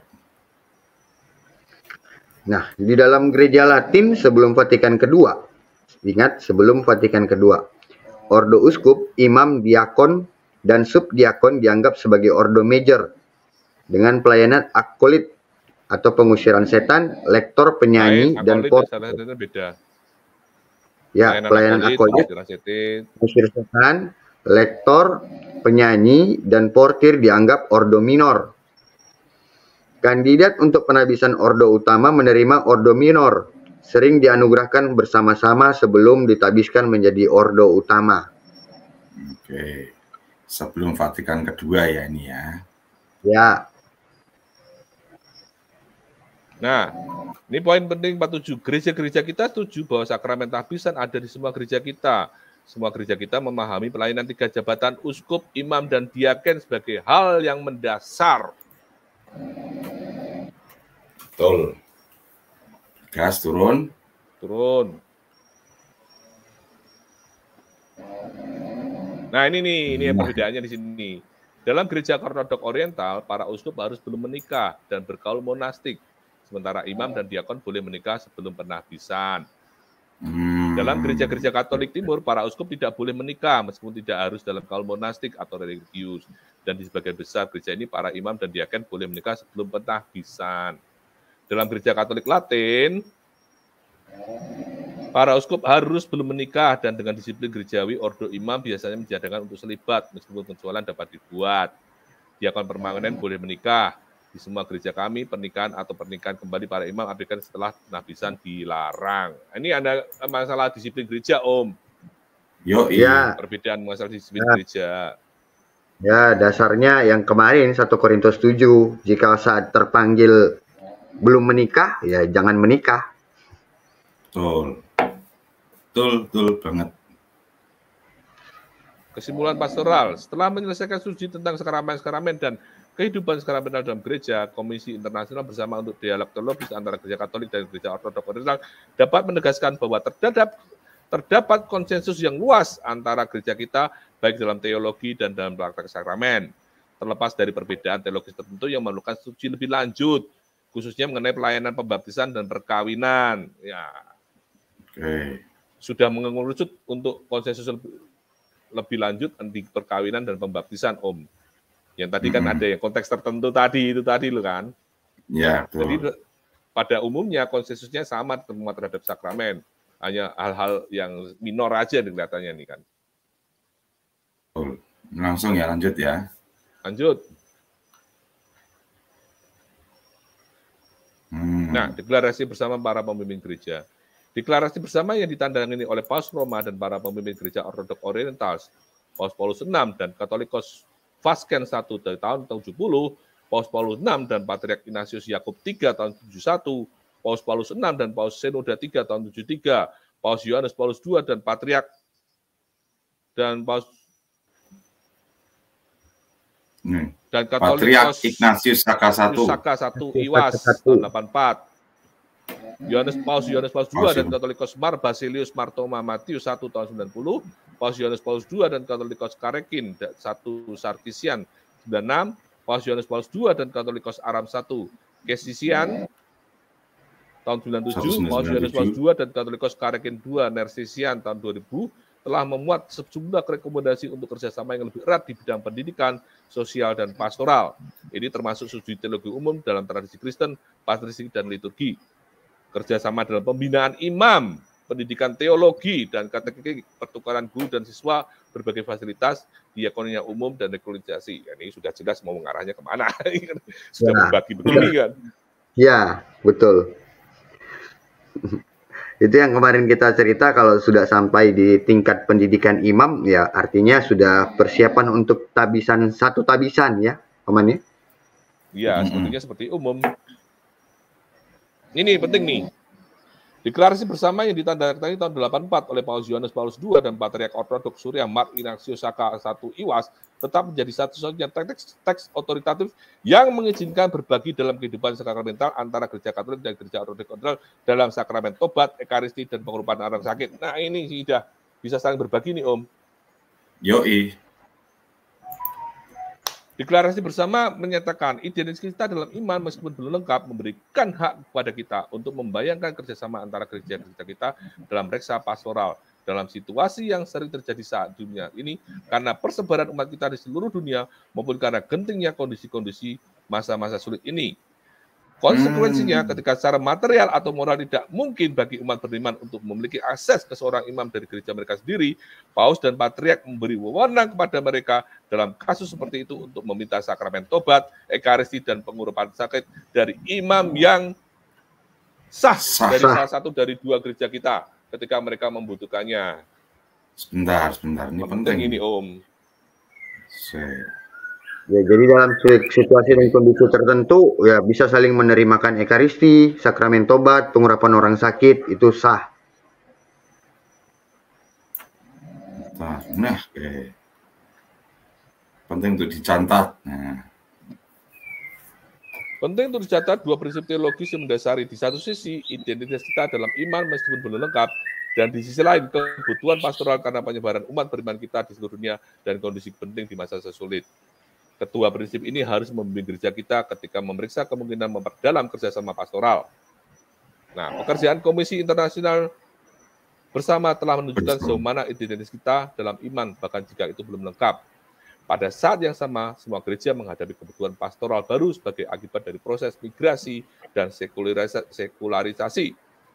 Hal ini menuntut persatuan yang lebih besar untuk merawat umat beriman mereka secara efektif dan menjadi saksi Injil yang kredibel.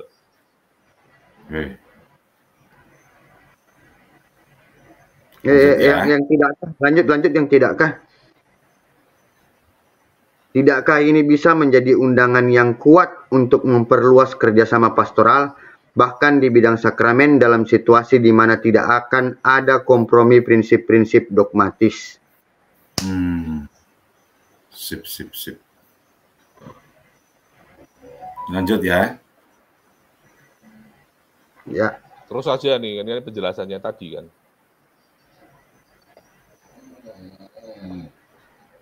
Wes lanjut ki podo. Jadi tadi penjelasan lebih tadi kan. Terus lanjut.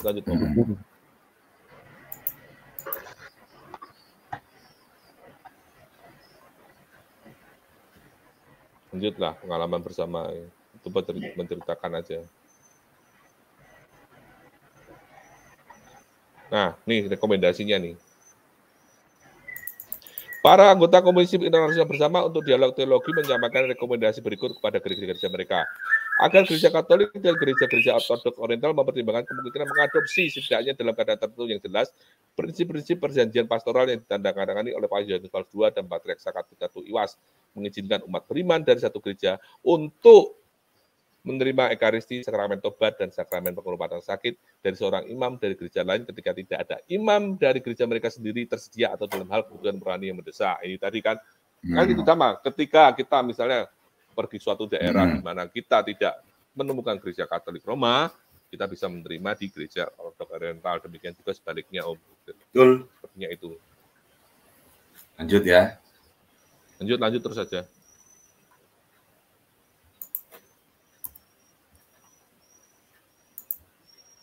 Nih, bahwa gereja memeriksa kemungkinan untuk menegaskan bahwa ada kesepakatan yang cukup tentang masalah-masalah teologis agar ada saling pengakuan sakramen pembaptisan antara gereja Katolik dan semua gereja Ortodoks Oriental. Sebentar.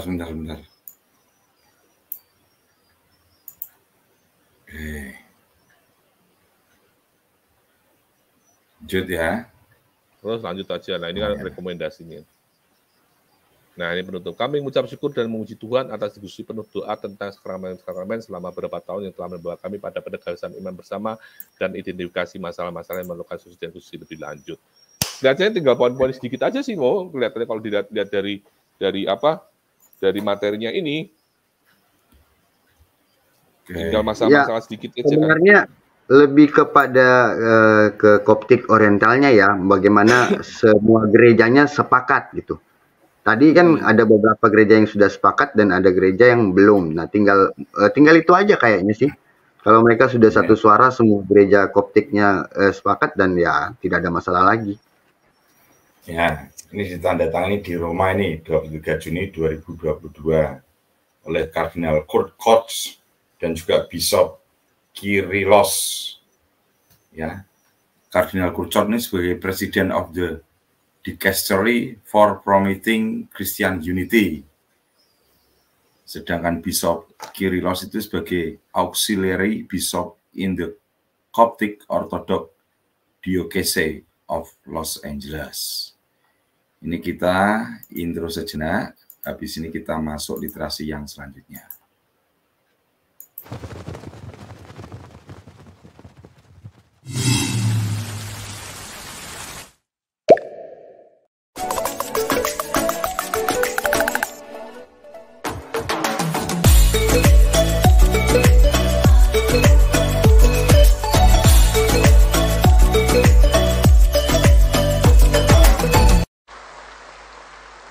Hierarki itu betul-betul yang dulunya dibuang-buang, disingkirkan, ditendang-tendang, tapi sekarang pada cari hierarki. Kita sekarang yang sudah menjalankan hierarki baik sekali, harusnya itu. Bedanya hierarki, tidak ada demokrasi. Ya, kalau agama ada demokrasi, hancur, terpecah-pecah. Maka sekarang kita mengakui sungguh hierarki dari paus, para uskup, kardinal, lalu juga kepada kita semua harus bekerja sama. Saya berharap juga di Keuskupan Purwokerto ini, yuk kita bersatu, berjuang bersama dengan pemerintah. Supaya 100% pemerintah, 100% Indonesia, dan 100% Katolik itu harus sama-sama. Tapi belum bisa menjadi 100% Indonesia kalau kita sebenarnya belum juga mengenal sungguh-sungguh yang menjadi 100% Katolik. Ingat di hierarki, bukan kesepakatan iman atau persetujuan iman, tapi ketaatan iman. Orang mengatakan obediensia sicut cadaver, taatlah seperti mayat. Itu kehebatan. Iya, Ibu Bapak dan rekan-rekan, kita akan masuk pembahasan terakhir, yaitu mengenai Komisi Internasional bersama dalam dialog teologis antara Katolik dan Ortodoks Oriental. Saya persilakan dulu Om Uril untuk menyampaikannya sebelum kita masuk. Silakan mic-nya Uril. Kok nutup semua ini? Ini kan ada lanjutan pertemuan lagi ya, mengenai komisinya ini tadi kan yang turun lagi Om, ini yang di Kairo. Tadi kan di Roma ya, 2022 ya. Coba kita lihat di sini, turun lagi terus. Laporan pertemuan ke-19 Wadi Al-Natsun Mesir yang 31 Januari sampai dengan 4 2023. Komisinya tadi bertemu lagi. Ini kan laporan kepada Paus Tawadur soalnya. Nah, pertemuan ke-19 dari Komisi Internasional bersama untuk dialog teologis antara Gereja Katolik dan Gereja Ortodoks Oriental berlangsung di pusat Logos Biara Saint Bisro Mesir dari 31 Januari sampai 4 Februari 2023 dan diselenggarakan oleh Gereja Ortodoks Koptik. diketuai oleh Yang Mulia Uskup Kyrillos, Uskup Pembantu Ortodok Koptik di Keuskupan Los Angeles, California, dan oleh Father Columbus Stewart OSB dan Father Hyacinthe Destivelle OP, karena Kardinal Kurt Koch, prefek dikasteri untuk memproseskan Persatuan Umat Kristen Vatikan untuk pertama kalinya tidak dapat hadir. His Holiness Pope Franciscus telah memintanya untuk menjadi bagian dari rombongan pada ziarah perdamaian ekumenis yang dilakukan di Sudan Selatan dari tanggal 3 sampai 5 Februari bersama Uskup Agung Canterbury dan moderator Majelis Umum Gereja Skotlandia, didahului dengan sebuah perjalanan ke Republik Demokratik Kongo. Perwakilan datang dari Gereja Katolik dari Gereja Ortodok Oriental berikut: Gereja Ortodok Suria Antioquia, Gereja Apostolik Armenia, Katolisikat semua orang Armenia dan Katoliskosat Sata Suci Kilikia, Gereja Ortodok Koptik, Gereja Tewahadu Ortodok Eritrea, dan Gereja Suria Ortodok Malankara. Perwakilan dari Gereja Tewahadu Ortodok Ethiopia tidak hadir. Kedua delegasi bertemu secara terpisah pada pagi hari tanggal 31 Januari dan 1 Februari. Sesi pleno diadakan dan di sore tanggal 31 Januari sampai dengan tanggal 3 Februari. Setiap hari diawali dengan kebaktian singkat berdasarkan materi yang disiapkan untuk pekan doa untuk persatuan umat Kristiani. Pada hari Jumat tanggal 3 Februari, Yang Mulia Paus Tawadros III menerima para anggota komisi dalam audiensi pribadi. Dalam sambutannya, Yang Mulia menekankan secara khusus bahwa kemarin adalah sejarah, besok adalah persatuan, dan hari ini adalah anugerah yang saya sebut anugerah surgawi. Dialog teologis Anda, diskusi Anda, karya dan penelitian Anda dianggap sebagai langkah-langkah panjang saling pengertian menuju kesatuan dalam Kristus. Ya. Jelas ya? Ya. Sudah jelas ya arahnya kemana? Sip. Cukup Om, yang di bawahnya ini adalah perwakilan-perwakilannya kan dari masing-masing gereja Om. Betul. Oke, saya persilakan untuk Michael memberikan kentrungnya. Kentrungnya, Mac. Silakan. Mic-nya. Mac. Kentrungmu, Mac. Ya, sorry. Ya, kentrung saya adalah kita harus selalu terus berusaha untuk sadar bahwa apa yang didoakan oleh Kristus sendiri itu merupakan suatu hal yang penting dan itu tidak perlu ditafsir, saudara-saudara. Tidak perlu ada tafsiran di situ. Kata satu itu sudah jelas diucapkan 3 kali dan itu merupakan doa Tuhan Yesus agar semua orang yang mendengarkan pengajaran dari para rasul yang disebut dengan kata mereka di dalam doanya, yaitu kita-kita semua, itu diharapkan oleh Tuhan Yesus menjadi satu. Ya, dan inilah yang sedang diusahakan dijawab oleh Gereja Katolik, mengusahakan sebuah persatuan kembali umat Kristen sehingga kita bisa menjadi satu iman, satu baptis, dan satu Tuhan. Itu aja dari saya. Salve, berkah dalam. Terima kasih. Silakan Uril. Penutup saya, kentrung saya bisa sharing ya Om ya. Bentar. Share screen ya. Oke.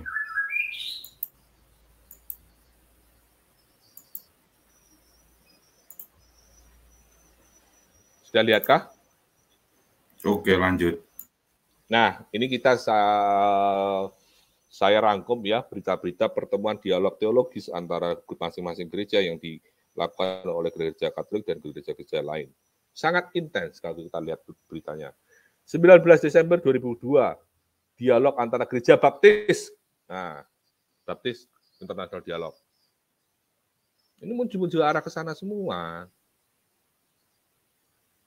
Nih, 14 Desember 2002, Theological Dialogue with Malankara Orthodox Syrian Church.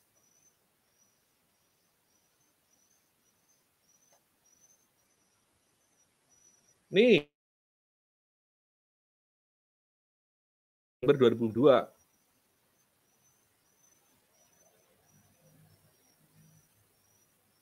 Nih, Meeting of Joint Commission for Theological Dialogue between Catholic Church and Assyrian Church of the East, 21 November 2022. Ini kita sudah pernah kita bahas Om yang dengan Assyria Timur itu loh. Yang tinggal hanya hukum-hukum gereja saja kan.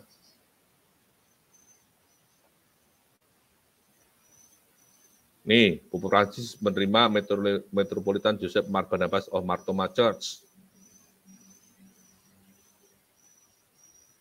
Nih, Pope Francis bertemu dengan Katolikos Patriark Mar Awa III itu pimpinannya gereja Assyria Timur. Betul. Paus bertemu dengan Bishop Kyrillos. Nah, yang ini Bishop Kyrillos tadi itu yang tadi tanda tangan di co-chair itu tadi loh, Om. Betul. Nih, menerima delegasi dari Patriarkat Bulgaria, dari Ortodok. Nah, Connected Dialog, a new online database for Catholic Orthodox Dialog. Ya, Ortodok dan Katolik sudah berbicara juga kan. Udah bikin networknya itu Ortnet apa? Iya nih, Tadi Orcat.net. Orcat.net. Orcat Ortodok Katolik. Nih, nah nih, Katolik Pentakostal International Dialog in Ghana. Dengan Gereja Pentakostal Internasional. Ini dari Ortodok juga nih. Nah ini, International Dialogue Commission between Catholic Church and the Disciples of Christ, 30 Juni 2023.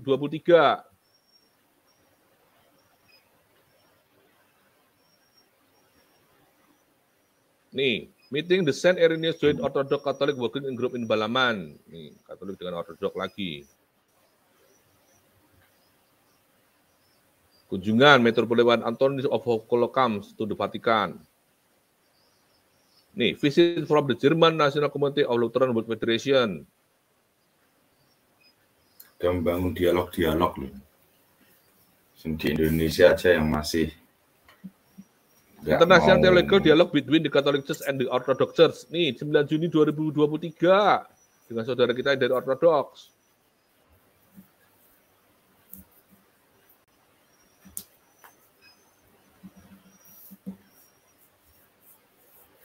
Ini juga dengan Malin Conversation.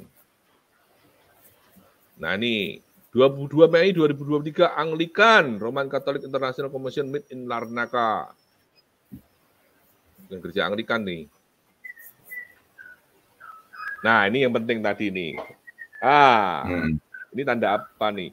Paus Paulus II merayakan Ekaristi, liturgi Ekaristi di St. John Lateran Basilica.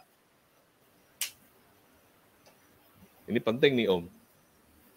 Betul. Kita tahu kan, Basilika San Lateran itu tatanya Uskup Roma. Beliau bisa. Nah, dia bisa ikut merayakan di situ itu tanda apa gitu kan?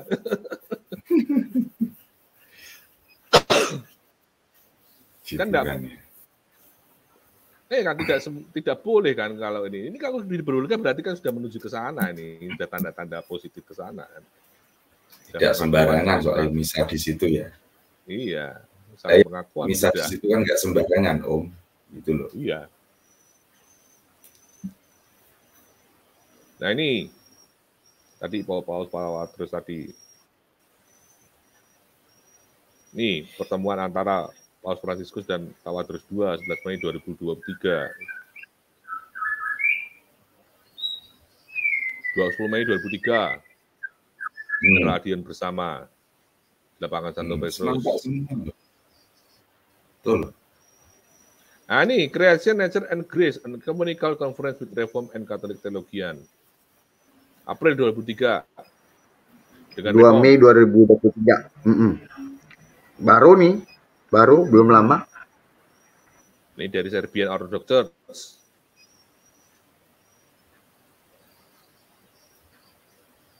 Ini bertemu dengan Metropolitan of Lvov Nikolai. Nih, continuation of dialogue between the Catholic Church and Communion of Protestant Church in Europe.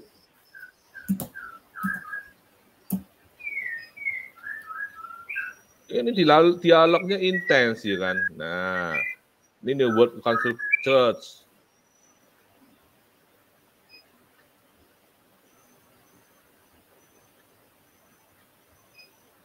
gereja-gereja Middle East.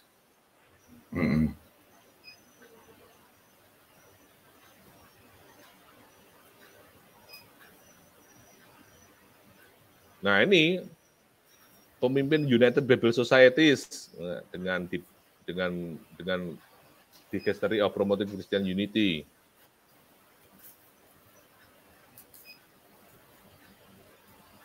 Ini yang tadi ya 6 Februari 23 ya. Nanti yang pernyataannya tadi, yang laporannya tadi kita bacakan barusan ini. Ini peristiwanya. Oke.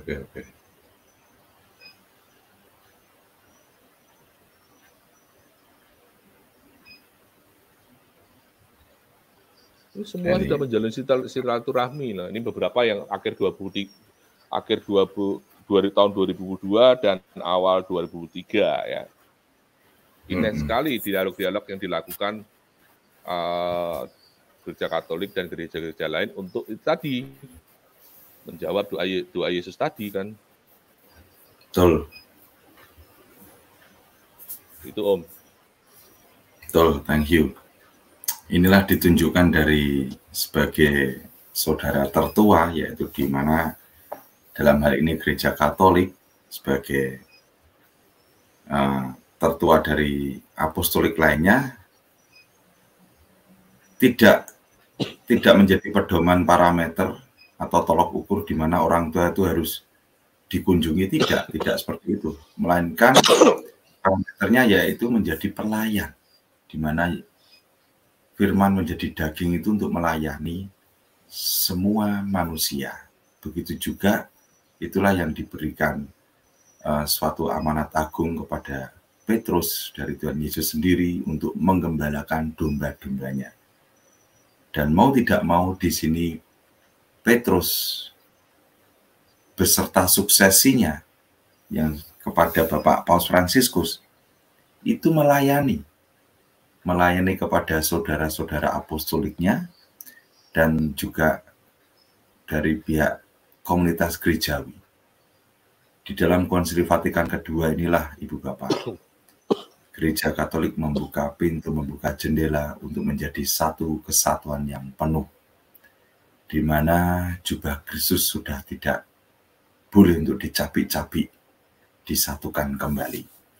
Sekali lagi mohon maaf apa dalam penyampaian dialog. Oke, silakan. Oke, jadi ketika dalam kunjungannya Paus Tawadros II ke Vatikan, itu ada pengakuan dari Paus Fransiskus bahwa martirnya gereja Katolik, gereja Koptik, ya 23 martir Libya itu kan, yang dipenggal itu, diakui juga sebagai martirnya gereja Katolik, Om. Puji Tuhan. Puji Tuhan. Mantap. Ada lagi? Ya, tambah dikit. Kalau tadi dibilang sebagai saudara tertua, nah kalau dalam hubungannya Katolik dan Koptik ya, itu bapak dan anak. Petrus dan Markus itu bapak dan anak. Ya, bukan bapak dan anak biologis ya, tapi ya bapak Rohani, dan anak. Rohani. Ya. Jadi harusnya lebih dekat lagi. Jadi kita ketahui bahwa di gereja Oriental Orthodox itu Koptik itu kan mewarisi tahtanya Santo Markus ya, yang di Alexandria ketika Pak Markus ke Alexandria dan mendirikan gereja di sana begitu. Oke, thank you ya teman-teman ya. Ya memang dari 12 murid itu ditunjuklah sebagai ketuanya atau pemimpin para rasul yaitu Petrus. Disitulah Tuhan Yesus memberikan perintah amanat agungnya kepada Petrus untuk mengembalakan domba-dombanya. Dan kembali lagi untuk saudara apostolik kita di Ortodok Oriental, ini suksesi dari Markus. Markus adalah murid dari Santo Petrus. Sekali lagi mohon maaf ya Ibu Bapak apabila ada ucapan kami dalam tim DKJ untuk menyampaikan dialog gereja Katolik dengan gereja Ortodok Oriental, kemungkinan ada terpleset lidah, saya mohon maaf sebesar-besarnya. Tetap semangat dalam berkarya, Tuhan Yesus memberkati, Bunda Maria mendoakan melindungi kita semuanya. Akhir kata dari kami, Damai Kasih Channel Team, berkah dalam.